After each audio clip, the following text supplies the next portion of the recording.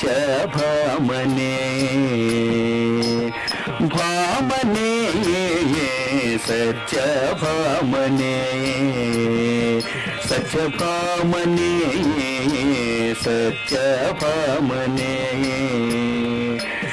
భామనే సత్యభామనే సత్యభామనే సత్యభామనే సత్యభామనే సత్యభామనే వయ్యారి ముద్దుల వయ్యారి ముద్దుల వయ్యారి సత్యభామనే సత్యభామనే. ఇక్కడ చాలా గమనించాల్సినటువంటి విషయం మీరు గమనించారు లేదో, జరిగినటువంటి యొక్క ఈ భామనే సత్యభామనే అనేటువంటి యొక్క పల్లవి ప్రయోగంలో సత్యభామకు ఉండవలసిన లక్షణాలన్నీ చూపించారు. దాంట్లో ఏమి చూపించారు? ఆవిడ ఆహార్యాభినయం, ఆవిడ జడ, ఆవిడ వయ్యారి అయినప్పుడు సహజ సౌందర్యంగా స్త్రీ అవలంబించేటువంటి సిగ్గు విధానం, ఇక్కడ ఆవిడ యొక్క నడక ఏ రకంగా ఉంది, ఆ సంప్రదాయం ట్రెడిషన్ ఏ రకంగా ఉంది, ఇక్కడ మనకి ఏం కనపడలేదు పల్లవిలో. అలా సత్యనారాయణ శర్మ గారి ప్రతి విషయాన్ని ఆహార్యం కానివ్వండి, సంప్రదాయం కానివ్వండి, స్త్రీ ఔన్నత్యం కానివ్వండి, సిద్ధేంద్రియోగి విరచిత మానసిక భావం కానివ్వండి, కూచిపూడి నాట్య సంప్రదాయం కానివ్వండి, ఏకకాలంలో ఒకే సాహిత్యంలో అన్ని రకాలైనటువంటి అభినయాలు చూపించారు. భామనే సత్యభామనే వయ్యారి ముద్దుల. ఈ రకంగా దొరుగు మొత్తం కొనసాగుతుంది. సమయపాలన వల్ల దీన్ని సంక్షిప్తంగా చేయడం జరుగుతుంది. అలాగే మన భారతీయ సంస్కృతి సంప్రదాయంలో ప్రతి స్త్రీ తన భర్త పేరు చెప్పడానికి సిగ్గుపడుతుంది. అది మన భారతదేశపు ఉన్నటువంటి అద్భుతమైనటువంటి సంస్కృతి. ఆ సిగ్గు అభినయించేటప్పుడు ఏ రకంగా మనం అభినయించాలి, ఆ సత్యభామ పాత్రకి సిగ్గు ఏ రకంగా ఉంటుంది. సిద్ధేంద్రయోగి చాలా గొప్ప కవండి, అందరికీ తెలుసు. మనం భామాకళ మనం మీద పాఠాంతరం నేర్చుకుంటాం, వెళ్ళిపోతాం. ఏ రకంగా గొప్ప కవంటే సత్యభామ చేత తన భర్త పేరు చెప్పించకుండా చెప్పించాడు. వసుదేవతనయుడై వసుధా జన్మించిన పశుల కాపారి గొల్లబాలు నీ పేరు చెప్ప. ఇక్కడ ఏమైనా కృష్ణుడు అనే పేరు ఎక్కడ చెప్పాడండి? కానీ చెప్పాడు. వసుదేవుడు తనయుడు ఎవరండి? వసుధా జన్మించిన, ఇక్కడ పుట్టాడు. పశువుల కాపాడి, పశువులు కాచేటువంటి వాడు. గొల్లబాలు నీ పేరు చెప్ప. ఇక్కడ సిద్ధేంద్ర యోగి రచనలో కృష్ణుడి యొక్క పేరు చెప్పకుండా సత్యభామ చెప్పించాడు.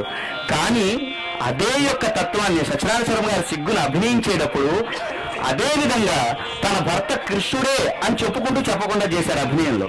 ఈ రకంగా ఉంటుంది ఆ యొక్క సిగ్గా అనే అభినయాన్ని. సిగ్గాయను ఓయమ్మా మాధవి, ఏమమ్మా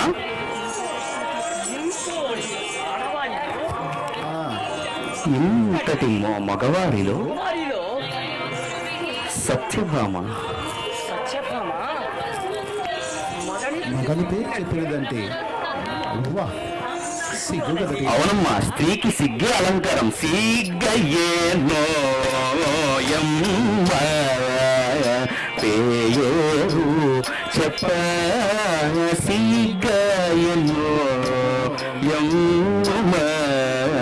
పేరు చెప్ప, నాకు సిగ్గయ్యేనో పేరు చెప్ప, నాకు సిగ్గయ్యేనో పేరు చెప్ప, సిగ్గయ్యేనో పేరు చెప్ప, సిగ్గయ్యేనో యమ్మ. చిన్ననాట నుండి సిగ్గయ్యేనో యమ్మ, చిన్ననాట నుండి సిగ్గయ్యేనో యమ్మ, చిన్ననాట నుండి సిగ్గయనో యమ్మ చిన్ననాట నుండి వాని చేయను చెప్పవాడు కలేదమ్మ వాని చేయను చెప్పవాడు కలేదమ్మ సిగ్గయనో యమ్మ చెప్ప సిగ్గయనో యమ్మ. ఇక్కడ చూసారా మీరు, అద్భుతమైనటువంటి యొక్క సత్యభామ అమాయకపు తత్వం ఆభిజాత్యం రెండు కనపడతాయి. ఇక్కడ గురుగారు చేశారు అభినయంలో మీరు చూశారు, సిగ్గయన్నో అని అలా చూపించారు గురుగారు. దీంట్లో సిగ్గు అనేటువంటి ప్రధానమైనటువంటి అంశం ఎంత అద్భుతంగా ఉంటుందో శాస్త్రం ఇక్కడే మనం తెలుసుకోవాల్సింది.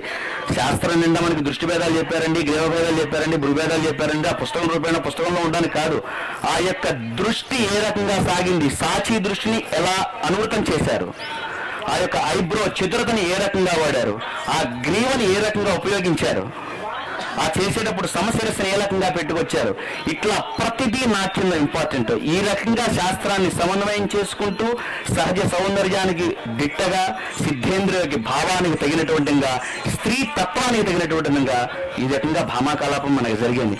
ఇంకా సత్యనారాయణ శర్మ గారిలో అద్భుతమైన విషయం, లాస్ట్ లో కృష్ణుడికి సత్యభామకి సంవాదం జరిగేటప్పుడు ఆయన నటన ఏ రకంగా ఉంటుంది అది ఒకసారి గురువు ద్వారా మనం తెలుసుకుందాం.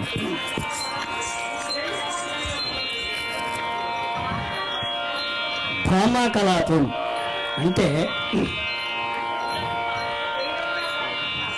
భామాకలాపంలో విశ్లేషణ కూచిపూడిలో చాలా అద్భుతంగా ఉందని చెబుతున్నాను మీకు. ఇంకేంటంటే ఈనాడు దేశంలో భామలు అనేక మంది ఉన్నారు మీకు, కానీ కూచిపూడి సత్యభామ వేరు, బయట ఉన్న సత్యభామలు వేరు నా ఉద్దేశంలో. ఎందుకంటే మీకు భామాకలాపం అనేది అది ఒక సోలో ఐటెంగా చేస్తున్నారే కానీ దాంట్లో ఉన్నటువంటి విశేషణలు కానీ భావ ప్రాధాన్యం ఎక్కువ ఉంది.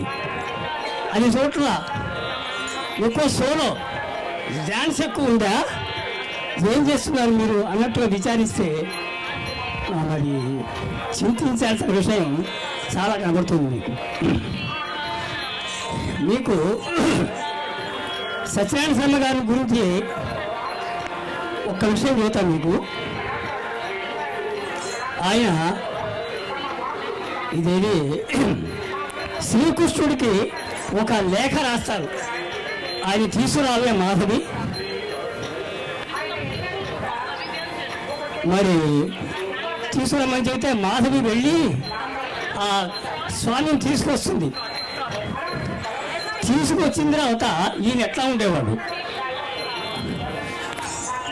ఈయన కోపగృహంలో అలా ముసుకేసి కూర్చునేవాడు. అంటే కోపం అంటే ఎక్కువ కోపం కాదు, కోపంలో అనేక కోపాలు ఉన్నాయి. సత్యభామకి ఒకటే విషయం, భర్త లేనంత వరకు రాలేదే అని చింతనపడుతుంది. వచ్చిన తర్వాత కోపం ఎక్కువ వచ్చింది ఆవిడికి. ఇది సహజం. ఇది ఈ విశ్లేషణ సత్యనారాయణ స్వామి గారు అట్లా చూపించేవాడు. అంటే గురువు గారి యొక్క ఆలోచన విధానం మీకేం సంక్షిప్తంగా చెప్పాలంటే, సత్యభామ పాత్రని మనం ధరించేటప్పుడు మనం కృష్ణుడు రాగానే ఒక పెద్ద శత్రువులే ఎందుకు వచ్చావు ఏమిటి అనేటువంటి విధానం కాదు, మనం చూపించాల్సింది ప్రేమ. ఆ రకమైనటువంటి అమాయకపు తత్వంలో కోపం ఏ రకంగా చూపించాలి, అది సత్యనారాయణ శర్మ గారి నిడివిలో ఏ రకంగా చేసేవాళ్ళు ఆయన యొక్క నటన విశ్లేషణ ఇప్పుడు మనం గురుగారి ద్వారా చూద్దాం. తీసుకొస్తాడు ఈ సత్యభామ, సత్యనారాయణ శర్మ గారు ఇట్లా కూర్చుని ఉంటాడు. అంటే ఎక్కువ సీరియస్ కోపం కాదు, మామూలుగా ఈయన రాలేదే, ఎక్కడికి వెళ్ళాడు, ఏమైపోయినాడు, ఏది ఇంకెక్కడికైనా వెళ్ళాడా, అసలు నన్ను చూస్తే ఎక్కువ ప్రేమ ఆయనకి, ఇవన్నీ ఏమైపోయినాయి ఈ రోజున అనేటప్పటికే ఈ మాధవి తీసుకొచ్చి అక్కడ నుంచోబెడుతుంది. నుంచోబెట్టిన తర్వాత ఆయన అంటాడు, సత్య, ఎందుకు నాపై నీకింత కోపము? నన్ను కనుకరించి చేసుకున్నావా?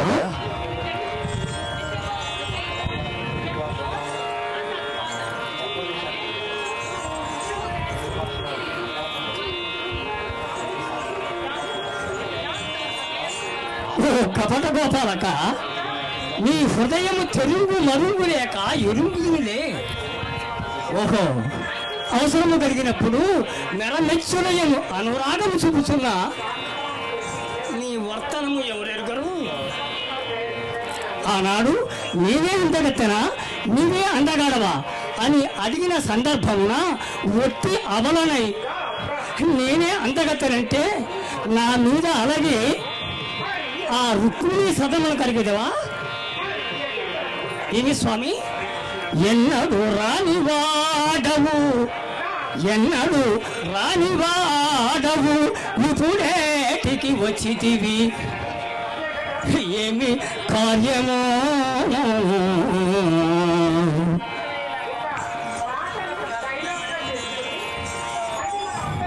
కన్యకు నీకు, ఆ కన్యకు నీకు అల్కలను కలిగిన నాపై అబ్బో ప్రేమ పుట్టెను.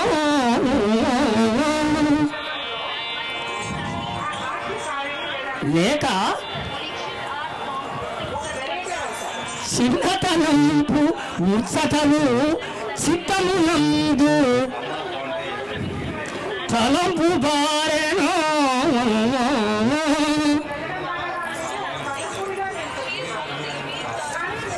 విన్నపమెల్లమాని పలు వింతలు జల్పరా. మళ్ళా అక్కడ ప్రేమే ప్రాణవల్లభా.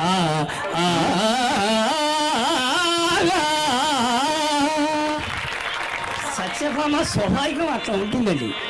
భర్త వచ్చినప్పుడేమో కోపం, ప్రేమ ప్రేమే, కానీ ఆవిడ దూరంగా ఉంటే మనకు విరహం, దగ్గరికి వస్తే కోపం. ఆవిడ అనేక రకాల మూడ్స్ ఉంటాయి ఆవిడికి.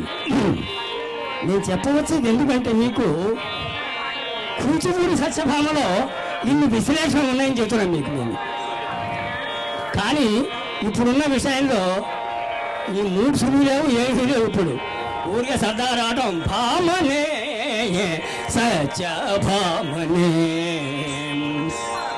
అది ఎందుకు చేస్తున్నారో ఏమిటో, దాని గొడవ ఏమిటో, సత్యభామ యొక్క స్వభావం ఏమిటో ఎవ్వరికీ తెలియటం అవుతుంది. ఇంకేత అంటే మీకు వెళ్ళి కూడా తెలుసుకోవాలని చెబుతున్నాను మీకు. కూచిపూడి సత్యభామ అంటే అది సిద్ధేంద్రుల యొక్క సృష్టిది. సత్యభామ అంటే ఈవిడ నరకాసుని చంపేటువంటి సత్యభామ కాదు ఈవిడ. లేదు, పారిజాతం మరి పొందేటువంటి సత్యభామ కాదు ఈవిడ. మరి తులాభారం మీద ఉండేటువంటి సత్యభామ కాదు ఈవిడ. ఇది కూచిపూడి యొక్క సృష్టి. సిద్ధేంద్ర యోగి ఒక సృష్టి చేశాడు ఈ కూచిపూడికి వరంగా. ఈవిడ స్వాభావికం వేరు, ఇది ఆహార్యం వేరు. అనేకమంటి పరిస్థితుల్లో మీకు నేను చెబుతున్నాను కాబట్టి మీకు అందుకని చెబుతున్నాను. మీకు తగ్గిన విషయం మీరందరూ విద్యార్థులు తెలుసుకోవాల్సింది ఏంటంటే, ఇక్కడ జరిగినటువంటి మంచిని గ్రహించండి. ఇందా గురువుగారు చెప్పినట్టుగా సత్యభామ సిద్ధేంద్రియుడి యొక్క మానస పుత్రిక. మనసు ఎంత నిర్మలంగా ఉంటుందో సత్యభామ తత్వం ఆ రకంగా ఉంటుంది. కానీ సత్యభామ అనేటువంటి పాత్ర మనసులోంచి భూమి మీద పడింది కాబట్టి మానవుల్లో ఉండేటువంటి కొన్ని లక్షణాలు ఆవిడకి కూడా ఉంటాయి కాబట్టి ఆయా సందర్భాలను బట్టి ఆ రకంగా నడిచింది. కానీ తన తప్పు తాను తెలుసుకుని జీవాత్మను పరమాత్మలో అనుసంధానం చేసుకుంది సత్యభామ. అటువంటి గొప్ప కల్పిత ఇతివృత్తాన్ని మనం ప్రదర్శించేటప్పుడు చేసేటువంటి నర్తకుడు, అనగా నర్తకుడు చేయడు కదా, నర్తకుడు రూపానురూపం భరించి చేస్తాడు. చేసేటువంటి నర్తకి ఆ పాత్రను చేసేటప్పుడు నేను సత్యభామని అని అనుకోవాలి. ఆ యొక్క సాహిత్యం పరిపూర్ణంగా తెలిసుండాలి, దాని తాళ నిబద్ధత తెలిసుండాలి, సంగీతం తెలిసుండాలి. ఏ సందర్భంగా క్యారెక్టరైజేషన్ మన పక్కన నిలబడుతుంటే అతనికి మనకి మధ్య యొక్క రిలేషన్ ఏ రకంగా ఉండాలో ఇన్ని దృష్టిలో పెట్టుకుని నాట్య కౌశలాన్ని మనం ప్రస్ఫుటంగా ప్రదర్శించినప్పుడు సంపూర్ణమైనటువంటి పరిపూర్ణత భామాకలాప ప్రదర్శనకు వస్తుంది. ఇంతవరకు భామాకలాపాన్ని చూసుకున్నాం.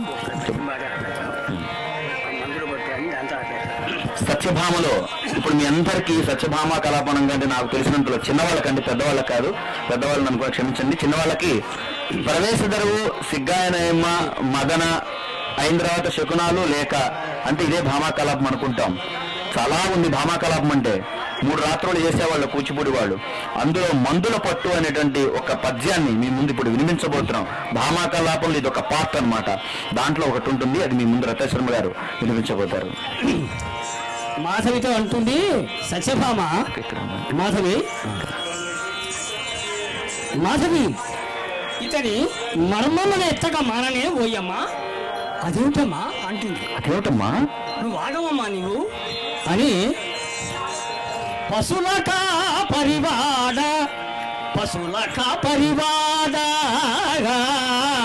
పస చెడ్డ మద్దులు విరచితినని విరవీగినావు.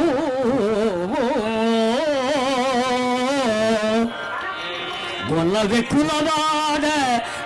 వెక్కులవాడ గోట మీటిన గుండు వేలి నెత్తి తినని అబ్బా సోలినావు.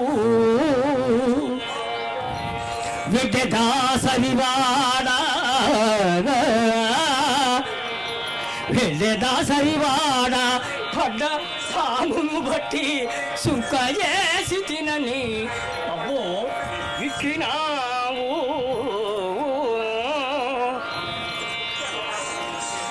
పొల్లి నామము వాడా పొంచుండి కోతిని పూలనేసి తినని సోలినావు. చూడు నీ మర్మమెన్నెదా ఆడదాన నేడు నన్నేలు సిగ్గు కాపాడుకొమ్ము.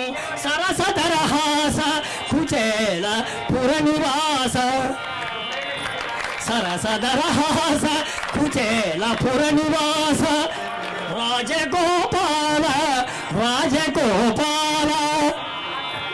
రుక్మిణి హృదయలోనా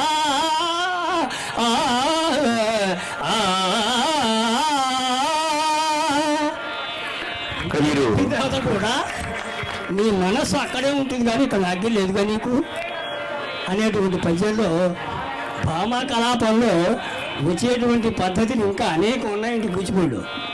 మీకు తెలిసినంత మటుకు ఏదో కొద్దే తెలుసు మీకు. దీనిలో మీరు తెలుసుకోవాల్సిన అద్భుతమైన పదం చాతుర్యాలు 4 ఉన్నాయి. కృష్ణుడి గొప్పతనాన్ని ఒక పక్క చెబుతోంది సత్యభామ, సిద్ధేంద్రవి చెప్పిస్తున్నాడు. కానీ చెప్పకుండా నువ్వు ఇంతవాడిగా అంటిస్తున్నాడు సత్యభామ చేత. నిజంగా గోవర్ధనగిరి ఎత్తాడు, అదే చెప్పింది, చాలా గొప్పమైనటువంటి విషయం. కాళీయమర్దనం చేశాడు అంటే ఏకకాలంలో ద్వంద్వార్థాలు చెప్పుకుంటూ 2 అద్భుతమైన విషయాలను చెప్పించాడు సిద్ధేంద్రవి. అదే సత్యభామ పాత్ర చెప్పించాం.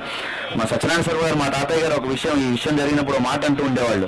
కృష్ణుడు వచ్చి సత్య గోవర్ధనగిరిని ఎత్తాను, ఆ విషయం నీకు తెలియదా అంటే సత్యభామ అంటుంది సత్యనారాయణ గారు పాత్ర వేసినప్పుడు, గోవర్ధనగిరి పర్వతం ఎత్తిన నిన్ను నేను నా స్థానాలపోయి మోరేదా, ఇది ఒక పెద్ద గొప్పతనం. అందుకే ఇక్కడ ఎంత అద్భుతంగా దీన్ని అభినయించేటప్పుడు సత్యనారాయణ గారు స్పాంటేనియస్ అన్నమాట.